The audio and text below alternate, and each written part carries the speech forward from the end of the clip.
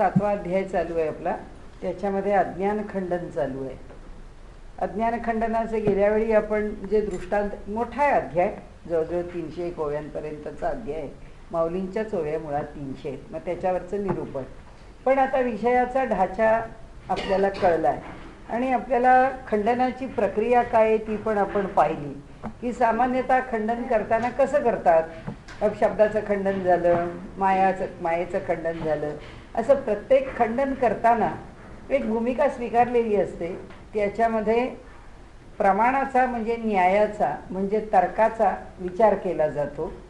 तसंच म्हणजे प्रमाण, प्रमेय आणि प्रमाता.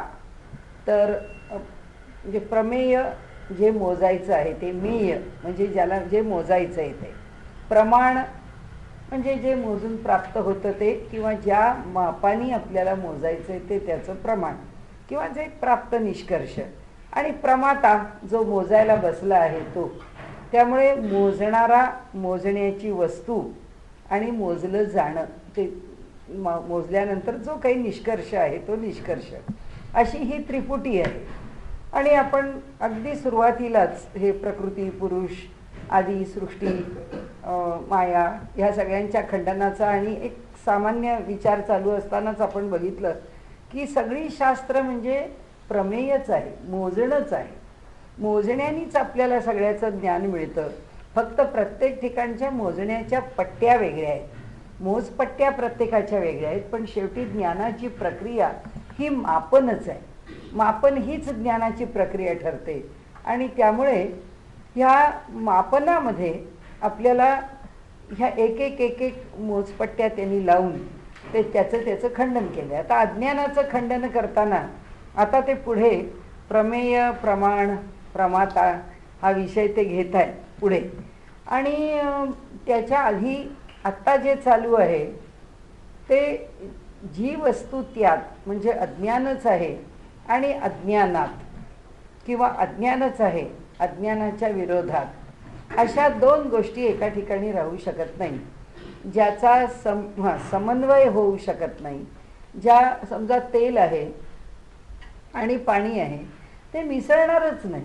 तेलावरच म्हणजे तो जो पाण्याची प्रक्रिया आहे ती त्याला सामावून घेणारी ठरणारच नाही.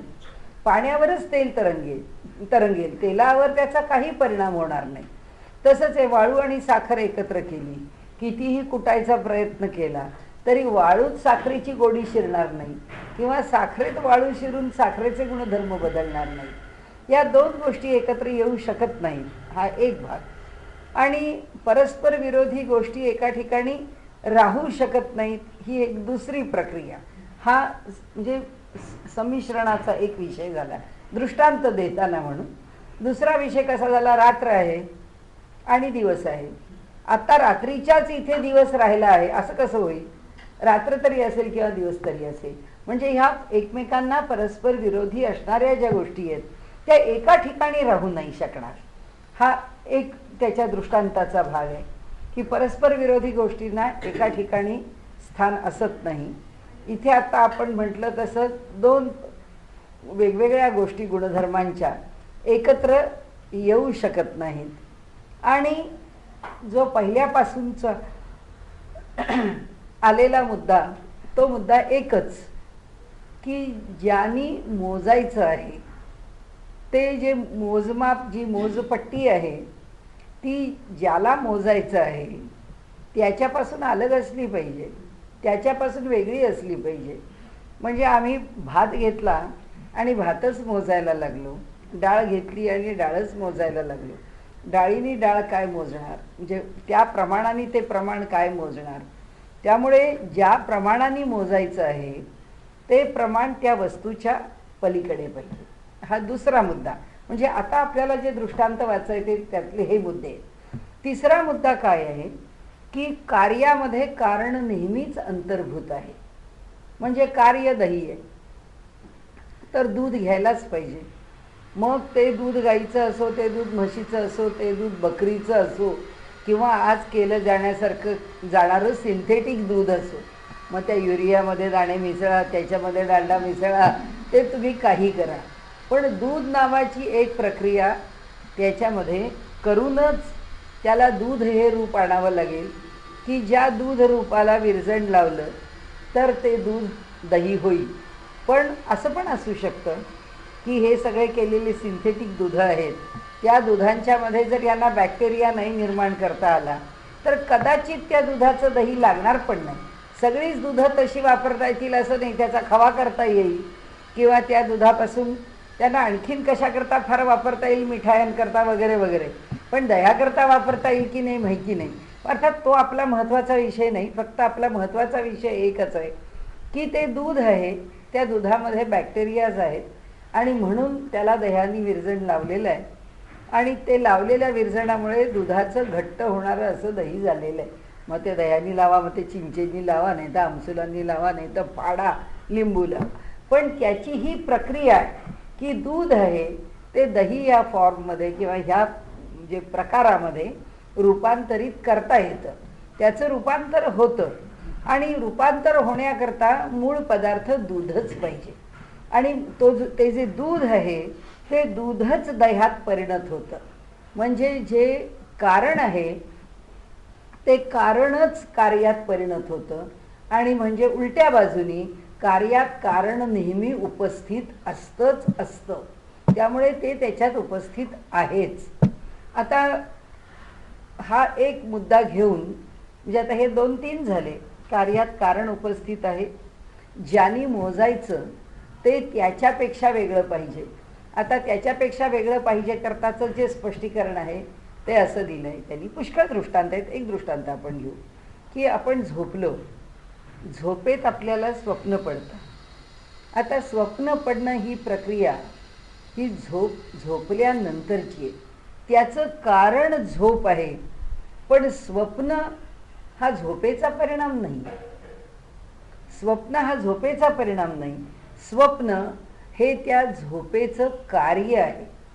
झोपल्यानंतर आम्हाला गाढ झोप मिळेल हे एक कार्य आहे आणि आम्हाला स्वप्न पडतील हे दुसरं कार्य आहे. म्हणजे त्या कार्याचे परिणाम आहेत ते आमच्यावर होतात. म्हणजे आम्हाला खूप चांगलं दिसतं, आम्ही त्यात बोलतो, आम्ही हसतो, खेळतो, दुखावतो, घाबरतो, आमच्या सुखाचं होतं, नाहीतर आम्हाला भयकारक होतं, काय वाटेल ते होईल. पण जे काही स्वप्नात होईल ते सगळं जे आहे ते त्या स्वप्नाच्या प्रकाराने होतं, झोपेने होत नाही. म्हणजे मला स्वप्न पडतात म्हणून मी झोपणार नाही याला अर्थ नाही. मी झोपणार पण मला स्वप्न पडू नये. म्हणून मग आपल्याकडे म्हणतात ना की आपल्या स्तोत्रांमध्ये सुद्धा फलश्रुती दिलेली आहे की दुष्ट स्वप्नांचा नाश होतो. ह्या फलांचा ह्या स्तोत्राचा उच्चार केला तर त्या फलश्रुतीमध्ये की वेडीवाकडी स्वप्न पडत नाही, शांत निद्रा मिळते. म्हणजे निद्रा घ्यावी हे सत्य आहे, पण त्या निद्रेमध्ये स्वप्न पडतं हे निद्रेचं कार्य नाही आहे, हे त्या स्वप्नाचं कार्य आहे. निद्रेचं कार्य काय? निद्रेमधून स्वप्न निर्माण होतील, निद्रेमधून गाढ झोप लागेल. तसं ते म्हणतात की अज्ञान नावाची जी गोष्ट आहे त्या अज्ञानाला अस्तित्व नाही. आता आपल्याला सिद्ध काय करायचं आहे सारखं की अज्ञान नावाची गोष्ट काही अस्तित्वात नाही. आता आपण आतापर्यंत अनेक वेळा अनेक गोष्टी सिद्ध करताना जसं म्हटलं की दैव हे काय दैव आहे? कालचं कर्म आजचं दैव आहे. आजचं दैव भोगून झाल्यावर पुन्हा त्याला स्थान नाही आहे. म्हणजे कायमचं दैव नावाचं स्थान अशी काही गोष्ट नाही आहे. आता काय आमच्या दैवात भोगायचं होतं ते आम्ही भोगलं असं जेव्हा माणूस म्हणतो तेव्हा ते दैव कुठे गेलं? संपलं. त्याला काही अस्तित्व नाही. आता ते भोगून संपलं. आपण म्हणतो तसं आपले प्रारब्धाचे भोग भोगून संपले. आता आमच्या प्रारब्धाची जे स्थिती पालटली आहे त्यामुळे आता आम्हाला दिवस बरे आले असं मनुष्य म्हणतो की माझे प्रारब्धाचे भोग जेवढे भोगायचे होते तेवढे भोगून झाले. भोगून झाले याचा अर्थ काय की जसं आपलं तत्वज्ञान सांगतं की हे पूर्वकर्म आहे, ते कर्म आता प्रारब्ध रूपाने आलं. ते प्रारब्ध जे आहे ते कालाने पक्व झालं की ते भोगून संपतं. ते भोगून संपलं की त्याचं अस्तित्व संपलं. म्हणजे दैव नावाची सत्ता आहे का? तर नाही. दैव नावाची काही सत्ता नाही. दैव नावाची गोष्ट फक्त म्हणजे ट्रान्सफॉर्मेशन ऑफ एनर्जी, ही शक्ती जी आहे आमच्या जवळची कार्यकारी शक्ती, ती शक्ती कार्याच्या रूपाने आमच्या देहामध्ये वेगवेगळ्या प्रकारांनी प्रकट झाली आहे. आम्ही गायलो, आम्ही हसलो, आम्ही झोपलो, आम्ही उठलो, आम्ही कामं केली, आम्ही धावलो, आम्ही स्पर्धेत भाग घेतला, आम्ही अभ्यास केला आणि अनेक गोष्टी आम्ही करत गेलो. त्या प्रत्येकातून एक एक एक एक संस्कार आम्ही निर्माण करत गेलो. निर्माण केलेला संस्कार जो अधिक खोल आहे तो अधिक दृढ झाला, जो फारसा खोल नाही तो तरल राहिला आणि त्या संस्कारांचा प्रारब्धामध्ये कर्म म्हणून ते परिणत झालं, त्याचा परिणाम झाला आणि तो परिणाम आम्हाला दैव म्हणून भोगायला लागला, तो भोगून संपला. तसं त्यांनी सांगितलं की अज्ञान नावाची जी गोष्ट आहे त्या अज्ञानाला काही अस्तित्व आहे का? त्या अज्ञान नावाच्या गोष्टीला जर असंच काही अस्तित्व असतं आणि ते अज्ञान अस्तित्वाने युक्त असतं तर संत कधी ज्ञानी झालेच नसते, कारण त्यांच्याकडे ते अज्ञान शिल्लक राहिलंच असतं. कारण ज्याला सत्ता आहे ते शिल्लक आहे, ते राहणारच आहे. मग सत्ता कुणाला आहे? सत्ता ज्ञानाला आहे, सत्ता अज्ञानाला नाही. म्हणजे अज्ञान कसं आहे? अज्ञान हे तात्कालिक आहे. अज्ञान मोजायला गेलं, पाहायला गेलं तर अज्ञान समजत नाही, अज्ञानाला जाणून घेता येत नाही. मग आम्ही म्हणतो एखाद्या माणसाने वेडेपणा केला. अगदी वेडेपणाचा म्हणजे आता मी जाऊन आले गोरट्याला, अगदी एक वेडेपणाचा कळस पाहिला. म्हणजे कार्यक्रम होता गोरट्यामध्ये, ज्यांचा कार्यक्रम आहे ते त्या मुलीच्या आईचं सकाळी प्रवचन होतं, त्या मुलीच्या बहिणीचं संध्याकाळी कीर्तन होतं. जिचं कीर्तन होतं ती डेहराडूनहून आली, ही ऐकायला मुलगी बंगलोरहून आली. आई नांदेडमध्ये राहत होती. त्या दोघीजणी एकमेकींना हैदराबादमध्ये भेटल्या. त्या दोघींच्या अगदी वेळेप्रमाणे भेटल्या. ठरलं तसं त्यांनी वाहन केलं. त्या तिथून त्यांना जिथपर्यंत यायचं होतं म्हणजे नांदेडपर्यंत, तिथपर्यंत त्या आल्या. आल्यानंतर त्यांनी आता काय करायचं आहे दुसरं वाहन करून, म्हणून ती जी तिथली शटल ट्रेन आहे त्या ट्रेनमध्ये त्या बसल्या आणि हैदराबादहून, मला वाटतं उलटं नांदेडला नाही, हैदराबादहून त्या ट्रेनमध्ये बसल्या आणि ती ट्रेन त्या उमरी गावाला येऊन पोचते. त्या एसीत बसल्या होत्या. गाडी प्लॅटफॉर्मच्या बाहेर लागलेली होती. तर तिला असं वाटलं की गाडी कुठेतरी आधीच थांबली आणि त्या काय गाड्या अशाच तिथे हळूहळू इथे थांब तिथे थांब करत दुसऱ्या गाडीला जाऊ द्यायचं, ही गाडी निघणार, असं सगळं ढकाव काम चालू असतं. ती थांबली होती गाडी. त्यांना वाटलं आता अजून निघेल थोड्या वेळाने, पण तिने पाहिलं तर ती उमरी स्टेशनची तिला पाटी दिसली. ती म्हणली अरे ही स्टेशनमध्ये गाडी आली आहे याचा अर्थ. आणि ती मुलगी धावत धावत आपली बॅग घेऊन बाहेर आली. ते दरवाजा उघडला आणि दार उघडून म्हणजे विचार नाही म्हणजे किती नाही की तिने ती बॅग खाली फेकली. गाडी चालतीये, गाडी सुरू झाली आणि त्या गाडीतून तिने उडी मारली. आता कळतंय ना प्लॅटफॉर्मला पाय लागणार नाही तर उडी कशाला मारायची. एवढी मोठी हेड इंजुरी झालेली आहे. आता ते काही थोडक्यात नाही आहे प्रकरण, पण सुदैवाने वाचली आहे आणि असं वाटतं की फारसा डॅमेज होणार नाही. पण मला सांगा, आपण हे अज्ञान नाही तर काय? मग ह्याला काय म्हणायचं? हे तिचं अज्ञान.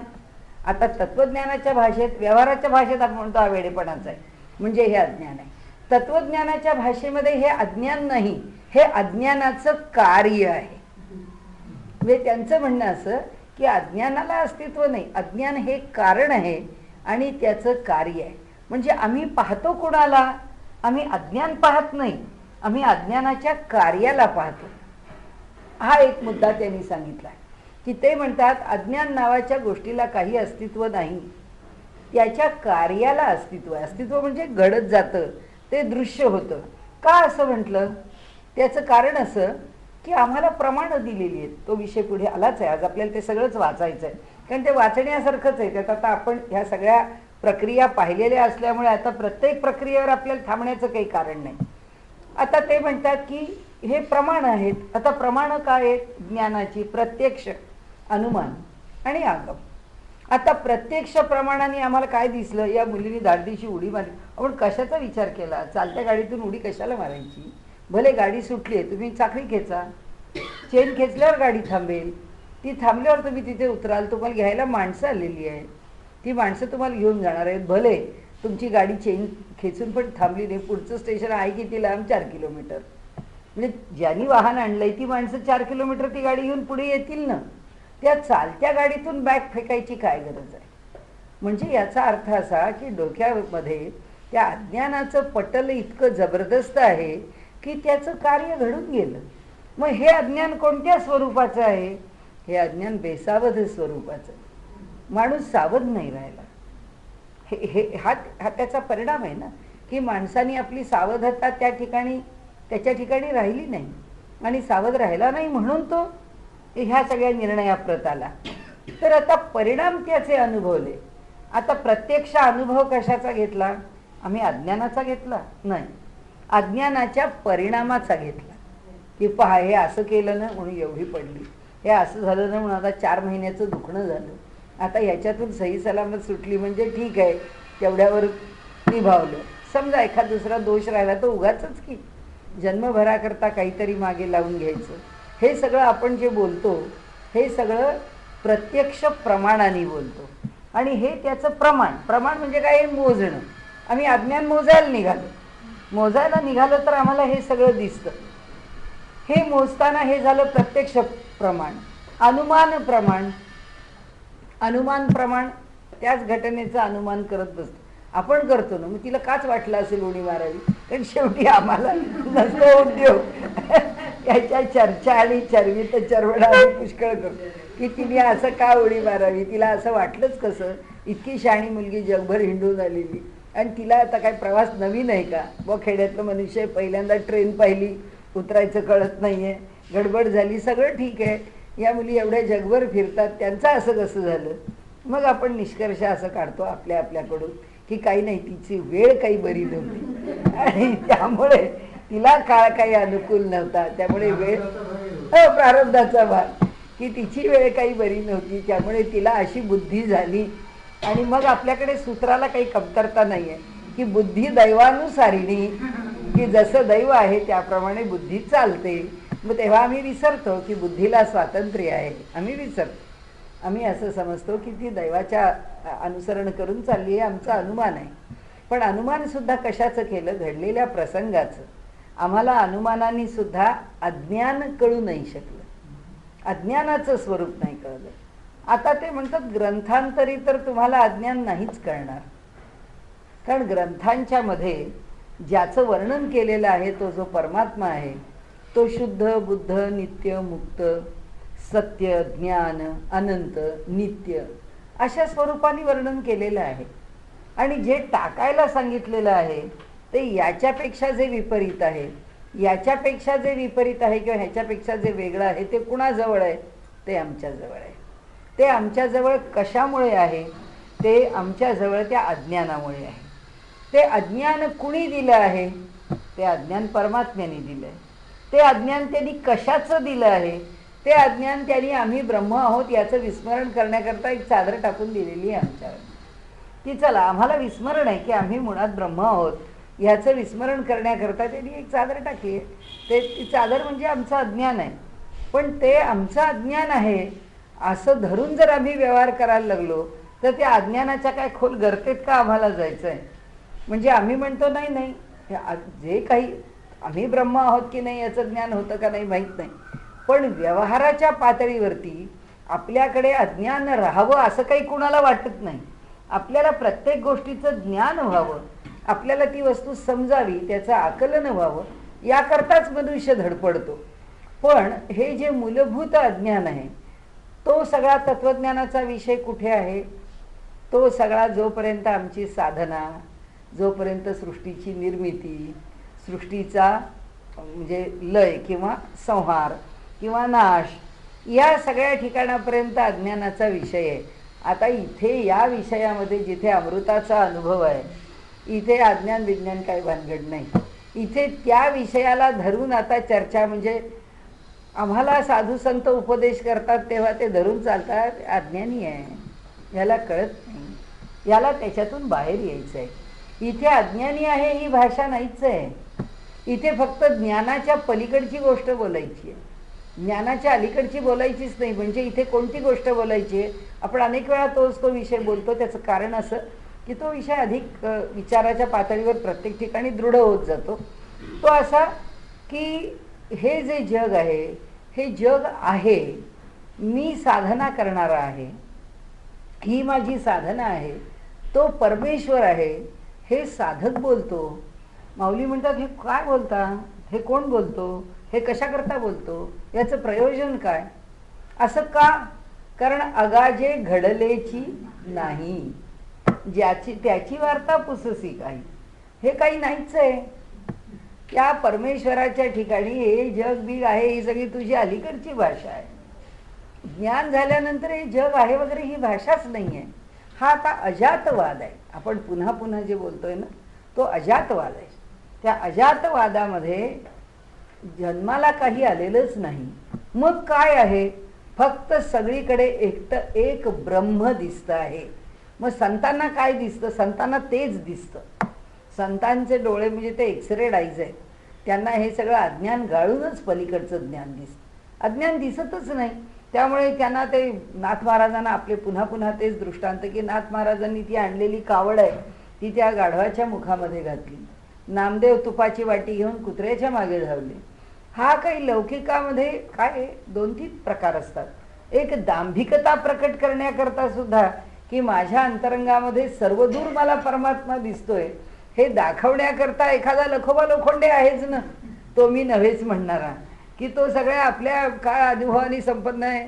तो इकडे म्हणतो की शंकरा त्या कैलासावर बसून गारठलास का रे, काकडत असशील, कसा आहेस, बरा आहेस का, काय तुझं चाललंय. इकडे म्हणतील अरे विष्णू, अरे तुझ्या मागे काय एवढी लोकसंख्या वाढतीये, तुझ्या मागे तुझा भार वाढतच चाललाय. शिष्यांना वाटतं काय आमचे गुरु आहेत की एका वेळी शंकर, एका वेळी विष्णू, इकडे दत्तात्रय, आपले सगळी दैवत यांना भेटतायत, म्हणजे काय या गुरूंचा अधिकार आहे. ही दांभिकता आहे.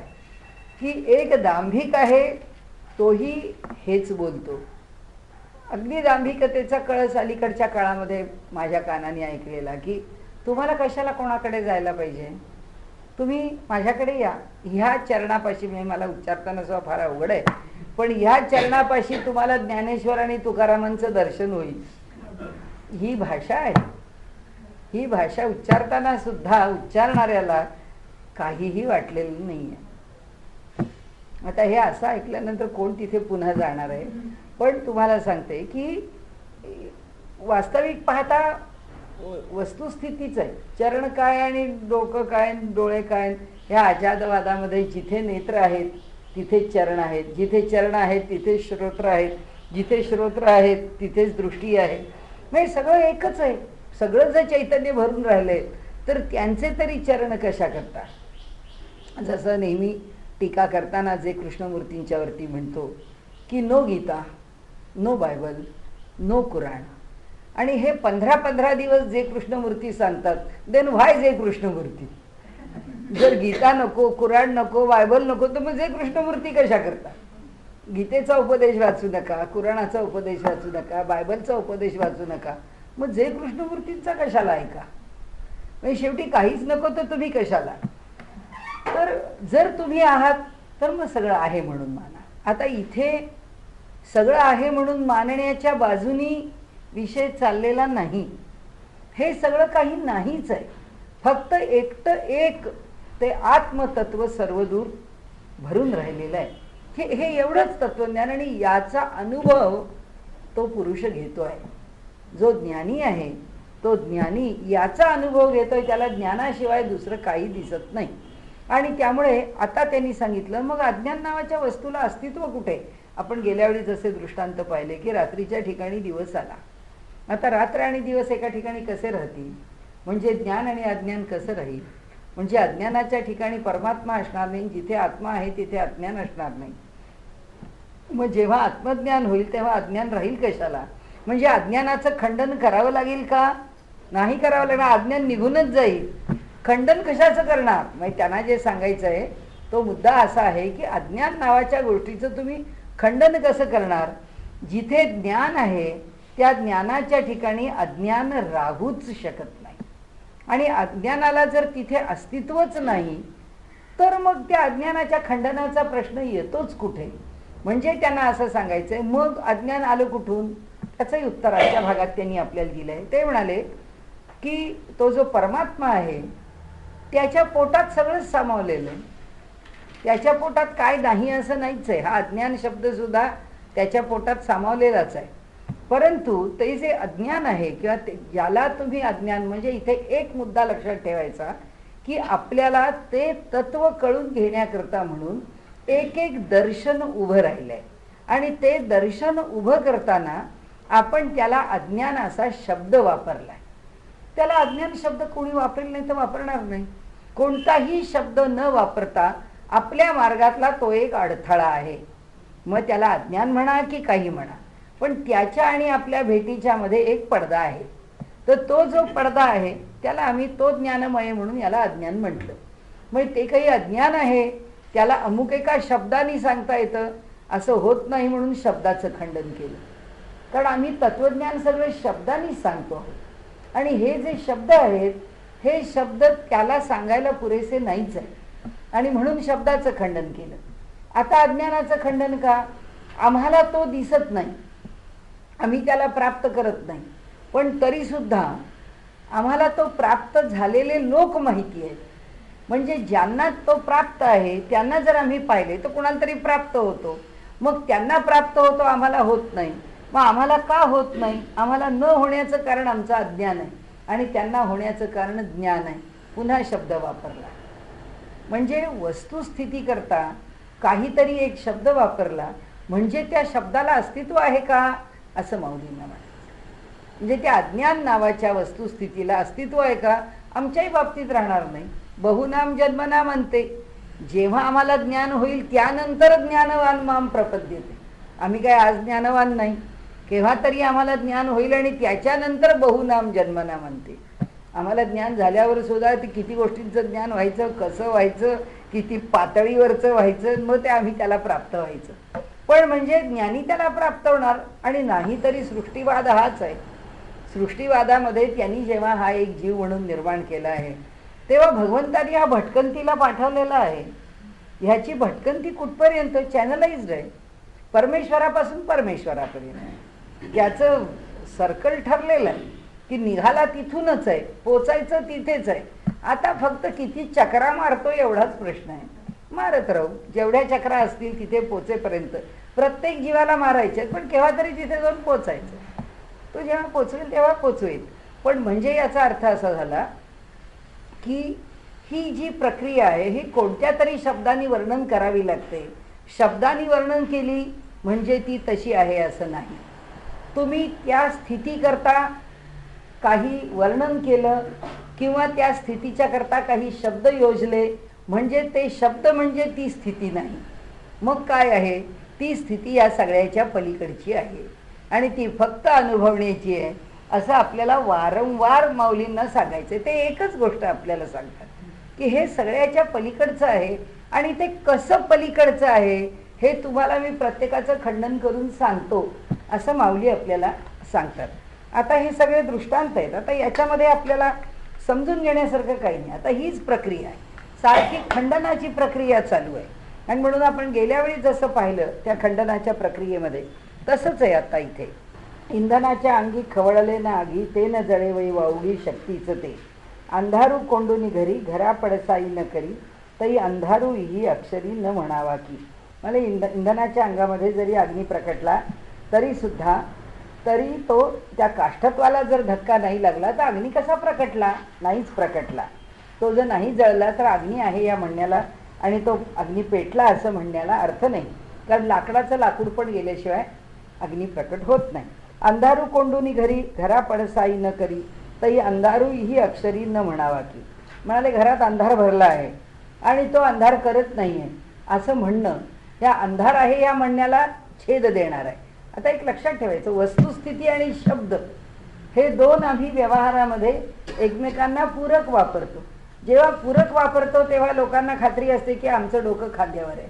पण जेव्हा आम्ही वस्तुस्थितीला पूरक शब्द वापरत नाही तेव्हा आपण म्हणतो बहुतेक भ्रमिष्ट झाला, याच्या बोलण्याला फारसा अर्थ नाहीये. तशी ही वाक्य की हा तो भ्रमलेला आहे आणि हा भ्रमलेला म्हणतो की अंधार झालाय घरामध्ये आणि तो म्हणतो की अंधारपणा आणत नाही, अंधार अंधाराला आणत नाही. तरी तो अंधार शब्दाची भला आहे पोकळ सर्व. मग त्या शब्दाला काय अर्थ आहे? काही अर्थ नाही आहे. तसा सारखं लक्षात ठेवायचं. तसा अज्ञान या शब्दाला काय अर्थ आहे? मग आता जो जावो नेदी जागणे तिये निदैते नीद कोण म्हणे, दिवसा नाणी उणे तै रात्र कैची. म्हणाले जर त्याला झोपच येत नाही, जागृतीचं लक्षण जे आहे ते न जाता निद्रा जर येतच नाही तर रात्र आहे आणि दिवसाचंच सगळं काम तो करतोय, म्हणजे त्याला रात्रंदिवस एकसारखाच त्याचा काल जातो आहे. तर म्हणाले अशी स्थिती असल्यावर त्याला रात्र कसं म्हणावं असं एक म्हटलंय. आणि रात्रीचं लक्षण नाही प्रकट झालं तर म्हणाले समजा रात्रीच्या दिवेबत्त्या नाही लागल्या, आकाशामध्ये जर चांदण्या नाही उगवल्या आणि सगळ्या दिशा जर प्रकाशाने पूर्ण भरलेल्या आहेत, अशी स्थिती असेल तर त्याला रात्र कसं म्हणावं, नाही म्हणता येणार. आता त्यामुळे इथे रात्र म्हणणं हे वाचारंभण आहे. म्हणजे दिवस आणि रात्र हे शब्द यायला त्या दोन्हीची लक्षणं प्रकट व्हावी लागतील. तर स्थिती प्रत्यक्ष असल्याविणं शब्दार्था न सिद्धता, शब्द आणि अर्थ यांना सिद्धता येत नाही.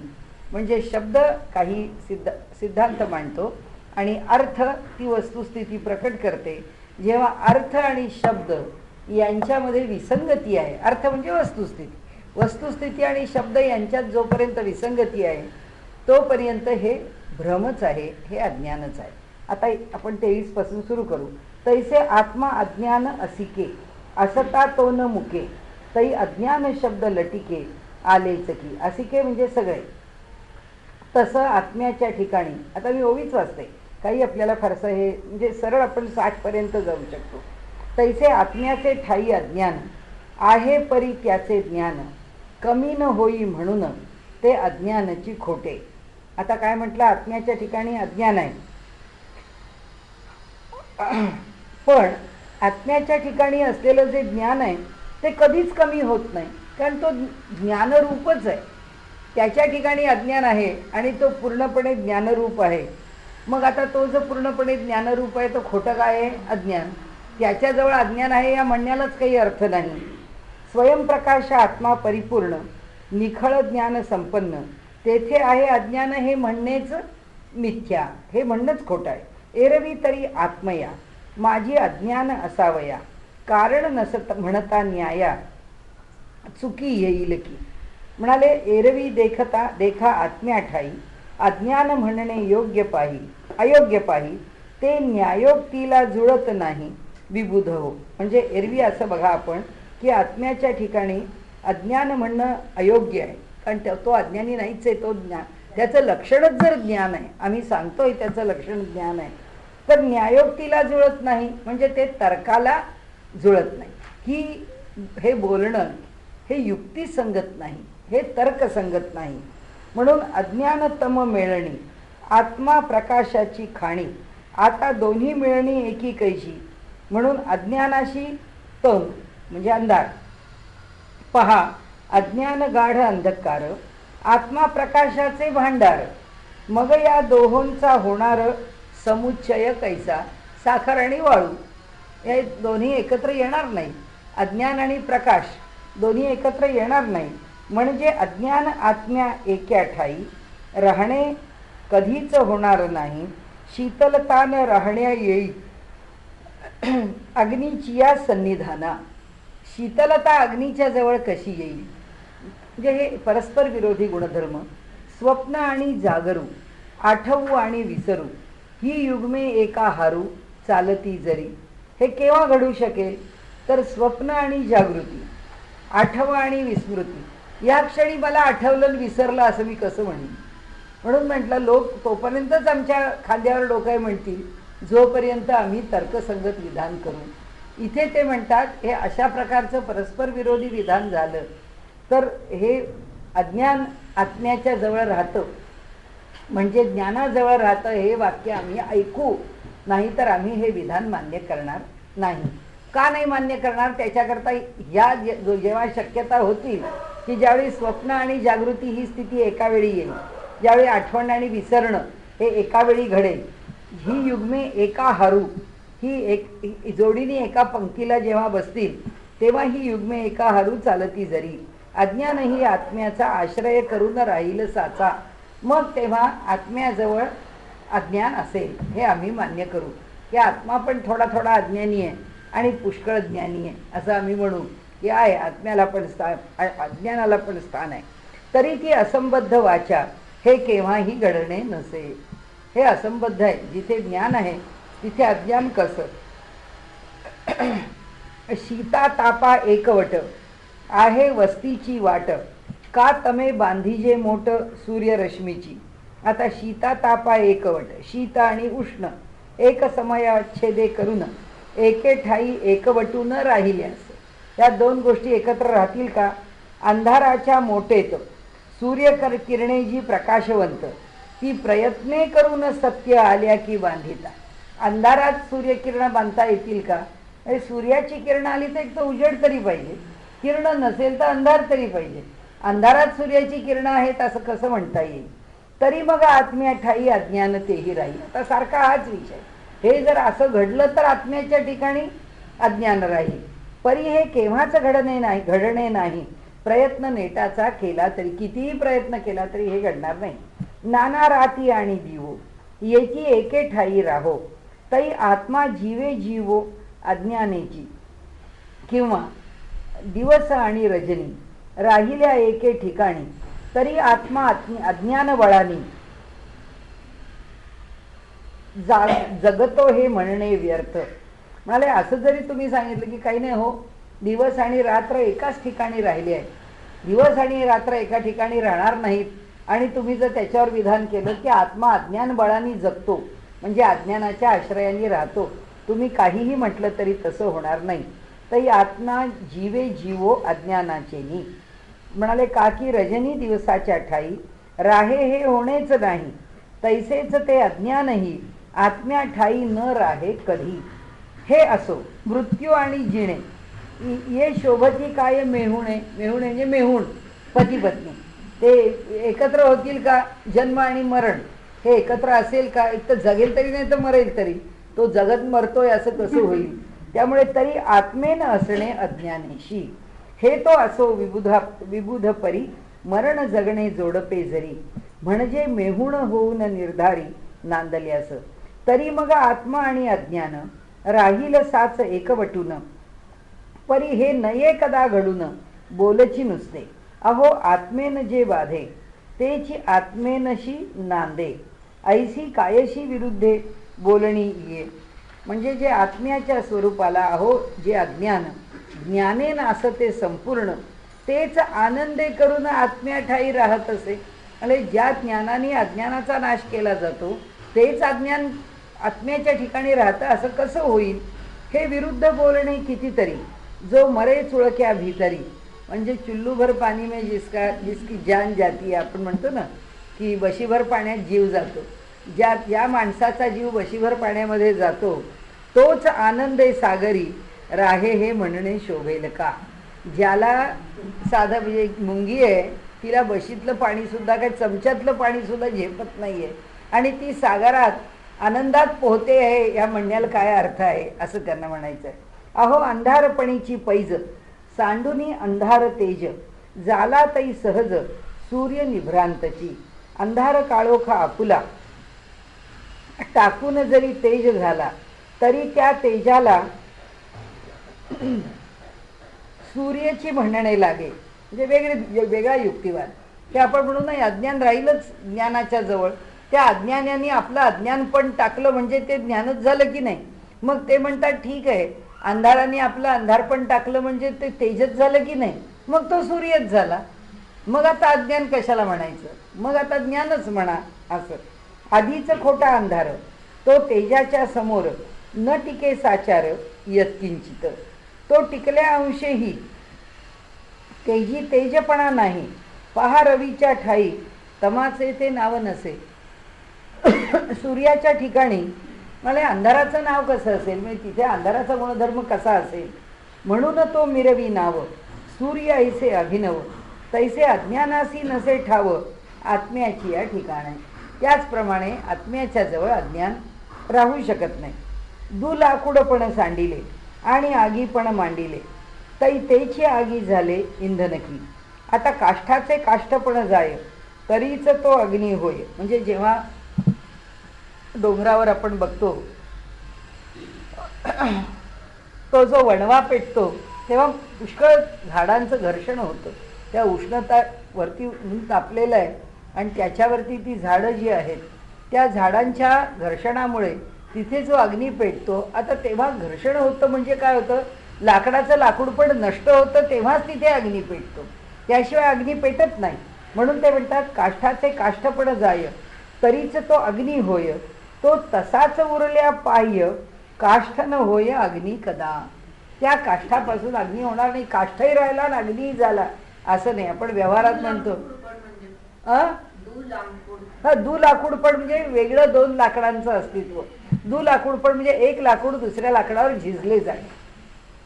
ही जी दोन लाकडं आहेत ना ती एकमेकांच्या वरती घासली गेल्याशिवाय त्याच्यातून अग्नी, जशी चकमक आपण दोन गारगोट्या एकमेकांना वरती हे करतो घासून त्याचा अग्नी निर्माण करतो, तसं आहे. दू लाकूड पण सांडिले म्हणजे लाकडांचं दोन पण गेल्याशिवाय काय होत नाही. आणि आगी पण मांडिले, त्यांच्या घर्षणातूनच अग्नी निर्माण होतो.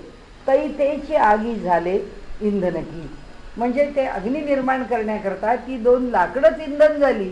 ती जर इंधन नाही झाली तर अग्नी कसा प्रदीप्त होईल असं त्यांना म्हणायचं. का गंगा पावत खेवो आनपणाचा ठावो, सांडी तै गंगा होल आहे पाणी. ओहोळ ओघ गंगेत मिळताच गंगा होत, तेथे मुळीना भेद उरत ही गंगा हा ओढा. म्हणजे संगमाच्या ठाई भिन्न भावाचे नाव नाही, तैसे आत्म्याच्या ठाई आत्मा अनात्मा हा न भेद. तैसे अज्ञान हे अज्ञान नव्हे, तरी आत्मा असके असो लाहे. एरवी अज्ञान होये लागलेची. वरती त्याचं उत्तर त्यांनी देऊन टाकलंय की गंगेला येऊन ओहोळ मिळाला आणि गंगा जाऊन सागराला मिळाली, किंवा गंगाच अंतिम धरली तर गंगा आणि ओहोळ तिला येऊन सगळे मिळाले. तर आता ती सगळी मिळून गंगाच होते. म्हणजे त्या परमेश्वराच्या ठिकाणी आपण हा अज्ञानी जीव आहे असं म्हणतो, तो जेव्हा त्याच्यात मिसळायला जातो तेव्हा तो अज्ञानी राहतच नाही. तो जेव्हा त्याच्यात मिसळतो तेव्हा ज्ञानीच होतो. म्हणजे अज्ञान संपलंच आहे. म्हणून ते म्हणतात आत्मा आणि अनात्मा हा भेदच संपला. कारण हा अनात्मा आहे, हा आत्मा आहे, हा भेदच संपला. म्हणून तर तुकाराम महाराज म्हणतात ब्रह्मीभूत काया होतसे कीर्तनी, की आमच्या कायेला सुद्धा आत्मा अनात्म भेद नाही आहे, इतकी आमची काया आत्मभावाला पोचली, असा त्याचा अर्थ आहे. दुसरं काय. नंतर तैसे अज्ञान हे अज्ञान नव्हे, तरी आत्मा असके असोला आहे. एरवी अज्ञान होये लागलेची. तसंच म्हणाले अज्ञान हे अज्ञान नाही, तैसे आत्म्याशी अज्ञानाचा संबंध होताची साचा. ते निज अज्ञानपणाचा त्याग करी. आत्ता आपण बघाशी म्हटलं तसं त्या चालीवर चालू आहे. आता आत्मा अनात्मा भेद नाही, अज्ञान ज्ञान हा भेद नाही, आणि होई संपूर्ण ज्ञान. मग तेथे ज्ञान अज्ञान या भेदाचे ठिकाण मुळीच नाही. आता तिथे ज्ञान अज्ञान हा भेद शिल्लक राहत नाही. असो अशा वेळी अज्ञानाचं ठिकाण नसे, तेथे नसले असं नसो परी त्या आधी तयास अस्तित्व आहे. पण त्याच्या आधी ज्याला अस्तित्व आहे म्हणजे ओहोळ आणि गंगेचा संगम होण्यापूर्वी साचा नदी ओढा या भेदाचा प्रत्यय येत. तोपर्यंत ओढा आणि नदी हा भेद आहे. हा सगळा कुठपर्यंतचा विषय म्हणून आपण सारखा म्हणतो की उपासनेपर्यंत साधनेपर्यंतचे विषय आहेत, तिथपर्यंत जीव आणि परमात्मा हा भेद आहे. नाहीतर समर्थांनी दासबोधामध्ये म्हटलंय ईश्वर भ्रम, मी भ्रम, तू भ्रम, साधना हा सुद्धा भ्रम. तरी जायला सगळंच भ्रम आहे शेवटी. कुठपर्यंत? जोपर्यंत या भ्रमाच्या प्रांतात फिरतो आहे तोपर्यंत त्याला ईश्वर मानला, मला भक्त केला, साधनेचा मार्ग अनुसरला आणि त्यांनी त्याला शोधत जाण्याचा प्रयत्न केला. जेव्हा उपासना साध्यापर्यंत पोहोचली तेव्हा आता उपासना पण नाही शिल्लक राहिली, उपासना करणारा पण नाही शिल्लक राहिला, आणि ज्याला ईश्वर भावाला आणून उपासना करतो ते पण नाही शिल्लक राहिला. आता तो त्या आत्म्याच्या प्रांतात निघून गेला. आणि म्हणून त्यांनी इथे म्हटलं की ह्यातला आता काही नाही शिल्लक राहिलं. आता नदी आणि ओढा हा भेद नाही राहिला. तैसे ज्ञानरूप आत्म्याच्या ठाई संबंध होण्याआधी पाही अज्ञान ज्ञानपणे शिल्लक राही म्हणजे ते आहेच. आता हा मुद्दा महत्वाचा की आता इथे हा ओहोळ आणि ही गंगा आहे, हे आमचं ज्ञान चूक आहे का? नाही, हे चूक नाहीच आहे. कारण तो ओहोळ दिसतोय, ते गंगा दिसते. म्हणजे हे अज्ञान आहे का ज्ञान आहे? ज्ञान आहे. हे जे ज्ञान आहे हे ज्ञान कशाचं आहे? हा ओहोळ आहे आणि ही गंगा आहे, हे ज्ञान आहे. अज्ञानामध्ये या ज्ञानाला अर्थ आहे. आता जसं राजकारणाच्या क्षेत्रामध्ये जो तो आपला पक्ष वाचवायला वाटेल ते बोलत असतो, तो बोलतो ते काय खरं बोलतो का? पण तो म्हणतो हे सत्यच आहे, मी बोलतो तेच सत्य. हा दुसरा म्हणतो मी बोलतो ते पण सत्यच आहे. तिसरा आता असा आहे, सगळे पक्ष आपापले झेंडे घेऊन उभे राहतात. प्रत्येक झेंड्याच्या खाली प्रत्येक जण देशाचं कल्याणच करायला उभा आहे. आता कल्याण नावाची गोष्ट एकच आहे, पण हे 50 पक्ष काय वेगवेगळ्या 50 प्रकारचं कल्याण करणार आहेत? काही नाही. हा फक्त बोलण्याचा विषय आहे. मग ह्यांना अस्तित्व आहे की नाही? आहे म्हणाले. कारण तो कम्युनिस्ट म्हणतो मी सगळ्यांना समान पातळीवरती आणून जगाचं कल्याण करणार आहे. कॅपिटलिस्ट म्हणतो मी भांडवलवादावरती या जगाचं कल्याण करणार आहे. समाजवादी म्हणतो सगळ्या समाजाच्या ठिकाणी समानता आणून मी समाजाचं कल्याण करणार आहे. धार्मिक संघटना म्हणतात आम्ही धर्माच्या माध्यमातून या जगाचं कल्याण करणार आहे. जो तो कल्याणच करायला निघाला, मग त्याच्या त्याच्या पातळीवर कल्याण आहे की नाही? आहे. त्याच्या त्याच्या पातळीवर तो कल्याणच करतोय. मुसलमान मनुष्य आहे, मुसलमान मनुष्य म्हणतो की मला माझ्या धर्माने सांगितलंय जो मूर्तीपूजक आहे त्या मूर्तीपूजकाचं भंजन कर, म्हणजे तुला तिकडे स्वर्ग मिळेल. तू म्हणजे तुला जे प्राप्त होईल ते तुला स्वर्गाचं ठिकाण, स्वर्गाचं दार तुला खुलं होईल. मग तो दिसला हिंदू की कापतो. तो म्हणतो हे जितका, आणि आपल्याकडे दोन त्यांचे हे दर उल हक आणि दर उल अरब असे त्याचे दोन प्रकार आहेत. ते इतर धर्म ज्याच्या ठिकाणी आहेत ते दर उल हक, त्या सगळ्या दर उल हकना दर उल अरब, अरब म्हणजे मुसलमान, सगळी जी ही इतर धर्मांची माणसं ज्या ठिकाणी आहेत त्या सगळ्यांचं ते क्षेत्र संपवून ते सगळं इस्लामचं क्षेत्र कर. म्हणजे काय? तुला मोठी गाझी पदवी मिळेल. तू ज्या ज्या भागात राहतोस तिथे तिथे तुझा सन्मान होईल. मग आता त्याच्या धर्माप्रमाणे तो सत्कृत्यच करायला निघाला. हिंदू धर्माच्या प्रमाणे तो आम्हाला मारायला निघाला. म्हणजे आता तो आम्हाला मारायला निघाला म्हणजे हिंदू म्हणतो की बाबा मला माझा बचाव करण्याकरता मलाही आक्रमक व्हावंच लागेल. म्हणजे तो त्याच्या बाजूनी बोलतो. इथे त्यांना म्हणायचं आहे की या लौकिक पातळीवर जिथे भेदाचा विचार आहे तिथे प्रत्येक भेद शिल्लक आहे. पण हा भेद कशातून आहे? हा भेद अज्ञानातून आहे. हा मुसलमानाच्या अज्ञानातून भेद आहे.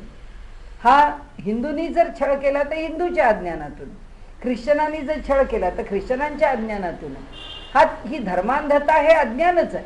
मग ते कुणाचंही असो, धर्मांधता हे अज्ञान आहे. त्या अज्ञानातून तो जे करतो आहे, म्हणून ते म्हणतात की हा जो भेदभाव त्याला दिसतो आहे हा भेदभाव अज्ञानातून दिसतोय. वास्तविक पाहता कुणीच जीव कुणापासून वेगळा नाही, सगळेच एका परमात्म्यापासून आलेले. पण त्या परमात्म्याचं घेतलेल्या नावाबरोबर यांनी त्या परमात्म्याची शक्ल केली आहे की हा आमचा परमात्मा, आमचा परमात्मा हा आमचा. जो आमच्या नावाला विचारील तो खरा, जो आमच्या नावाला विचारत नाही तो खरा नाही. म्हणजे हे सगळं अज्ञान आहे. म्हणून ते सांगतात की हा सगळा नदी आणि ओढा हा भेद काय आहे? हा अज्ञानाच्या पातळीवर आहे. आणि म्हणून तैसे ज्ञानरूप आत्म्याच्या ठाई संबंध होण्याआधी पाही अज्ञान ज्ञानपणे शिल्लक राही, म्हणजे ते आहेच. आता ज्ञान कशाचं आहे? आत्ता ज्ञान धर्माचं आहे की हा माझा धर्म आहे आणि या धर्माचा मला प्रसार प्रचार केला पाहिजे. बाय हुक ऑर क्रूक, कोणत्याही पद्धतीने, कोणत्याही साधनांनी मला माझा धर्म वाढवला पाहिजे. हे अज्ञानाच्या रूपात का असेना त्याला झालेलं पक्कं ज्ञान आहे. तो म्हणतो हे मला केलंच पाहिजे, हे असंच मला वागलं पाहिजे. म्हणजे पुन्हा ते म्हणाले की अज्ञान अज्ञानाच्या रूपाने शिल्लक राहतच नाही, अज्ञान ज्ञानाच्याच रूपाने शिल्लक राहत. म्हणजे वेडा माणूस म्हणतो, जसं आपण अनेक विनोद ऐकतो की वेड्यांच्या हॉस्पिटलमध्ये नेहरू भेट द्यायला गेले आणि नेहरूंनाच त्या वेड्यांनी सांगितलं, म्हणजे हा खरा प्रसंग आहे, अगदी कल्पित नाही आहे. त्यांनी सांगितलं तुम्हाला माहिती आहे का मी कोण आहे? मी या भारताचा पंतप्रधान जवाहरलाल नेहरू आहे. मग आता त्याला त्याचं ज्ञानच आहे. तो वेडा असला, तो अज्ञानात असला तरी त्यावेळी आमच्या दृष्टीने तो अज्ञानात आहे, त्याच्या दृष्टीने त्याला ज्ञानच आहे. म्हणजे परमात्मा असं ज्ञानरूप जो आहे तो अज्ञानात सुद्धा ज्ञानाच्याच रूपाने बसलाय. कारण त्याला त्याचं अज्ञानच खरं आहे असं वाटतं. त्याला काय करणार? आपण जे म्हणतो ना की आता कसं सांगायचं तुला म्हणजे कळेल, लहान मुलांना समजावताना म्हणून तुला कसं कळत नाही?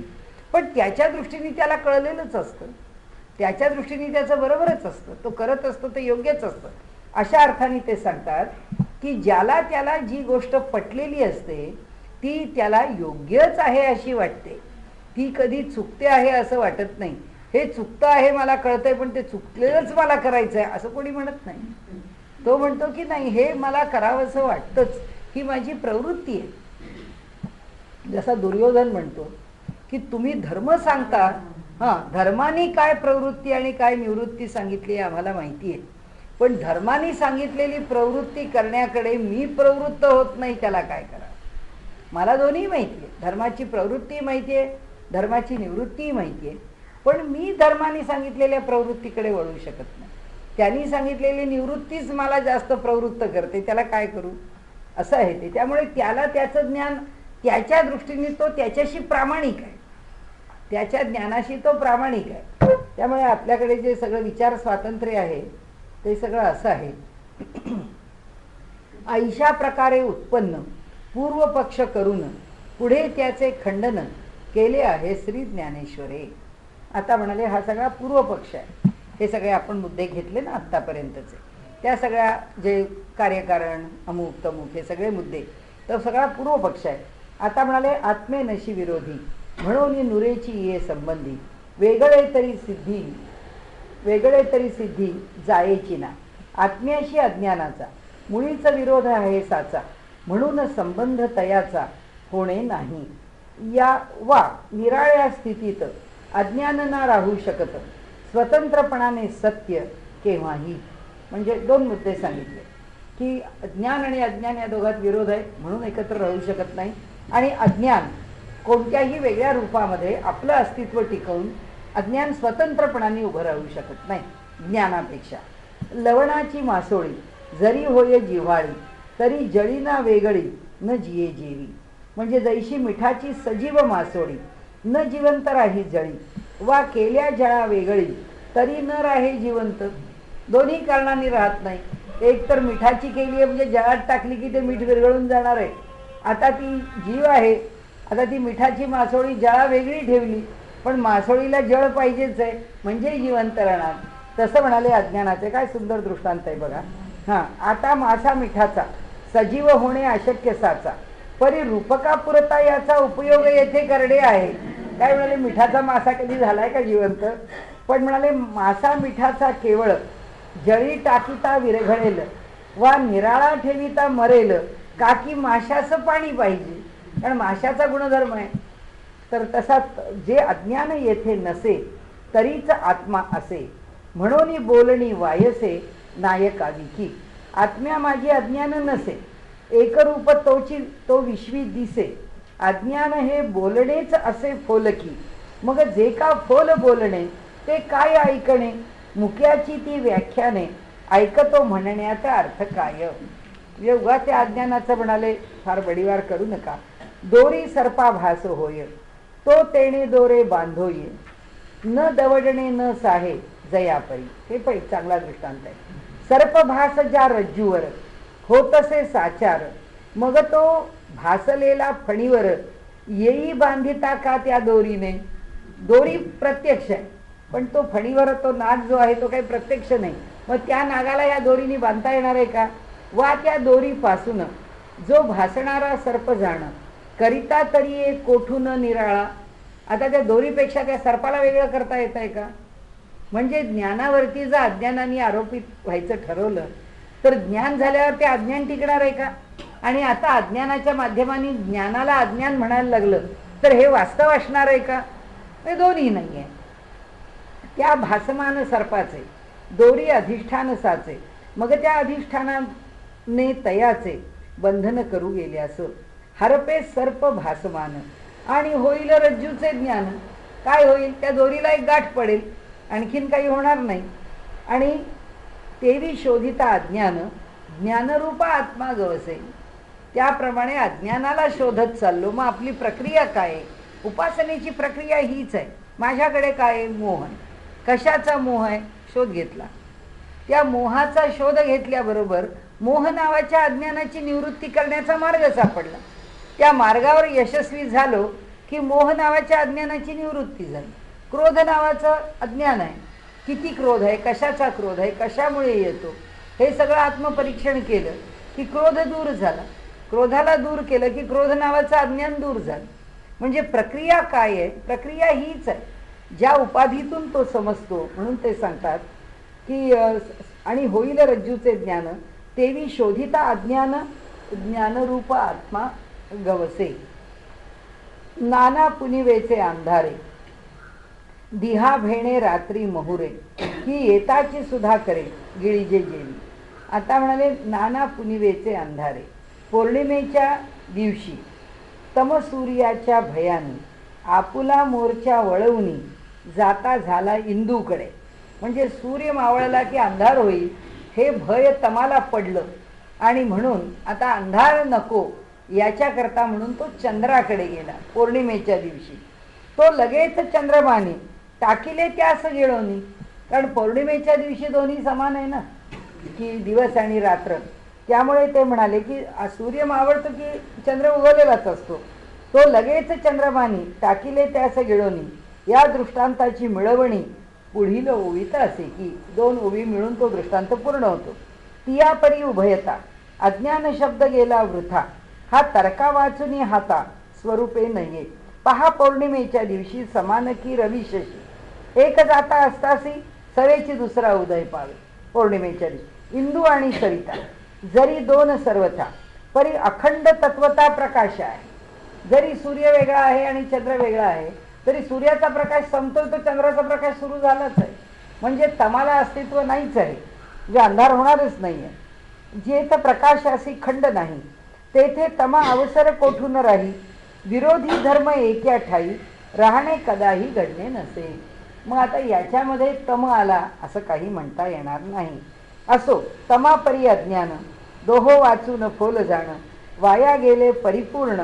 अज्ञान हा तर्क नुसता. अज्ञान हा तर्क आहे, यापुढे न त्याची योग्यता. जी तमाची झाली कथा तीच होणार सर्वथा याची आत्म्याची या ठाई. म्हणून तरी अज्ञान स्वरूप कैसे काय कार्यानुमेय असे की प्रत्यक्षाची दिसे धांडोळू आता. आता दुसऱ्या करता दृष्टांत सुरू झाला. हा दृष्टांत कशा करता आहे की अज्ञान स्वरूप कसं आहे तर काय कार्यानी अनुमेय करण्यासारखं आहे. म्हणजे अनुमान करण्यासारखं आहे. कार्यावरून त्याचं अनुमान होईल का अज्ञानाचं असा प्रश्न विचारलाय. तर आपण पुढच्या वेळी बघू. फक्त ही एक ओवी पुरी करू की प्रत्यक्षाची दिसे धांडोळू आता. त्याचा धांडोळा घेतला म्हणजे शोध घेतला. कशाचा? अज्ञानाचे स्वरूप कैसे ते काय कार्यानुमेय असे. कार्यावरून अनुमान करण्यासारखं आहे का? अनुमान अनुमेय अनुमित ही पण पुन्हा त्रिपुटी आहे. तर म्हणाले कार्यावरून अनुमान करण्याकरता ते अनुमेय राहील का किंवा प्रत्यक्षाची दिसे ते पाहू आता. म्हणजे अज्ञान आहे कशापरी हे शोधून निर्धारी दृष्टी ठेवून कार्यावरी अनुमान त्याचे करावे किंवा आहे प्रत्यक्ष म्हणजे सिद्धची देख हे विचार चरकी घालून चोख शोधन त्याचे करू आता. आता विचाराच्या चक्रात घालू म्हणाले तर्काच्या, आणि त्या तर्काच्या चक्रामध्ये घालून आपण त्याचं शोधन म्हणजे शोधणे आणि शोधन म्हणजे शुद्धता. विचाराच्या ठिकाणची अशुद्धता आम्ही दूर करू. असं दोन अर्थांनी फक्त इथे विषय बदलला म्हणून आपण थांबलो.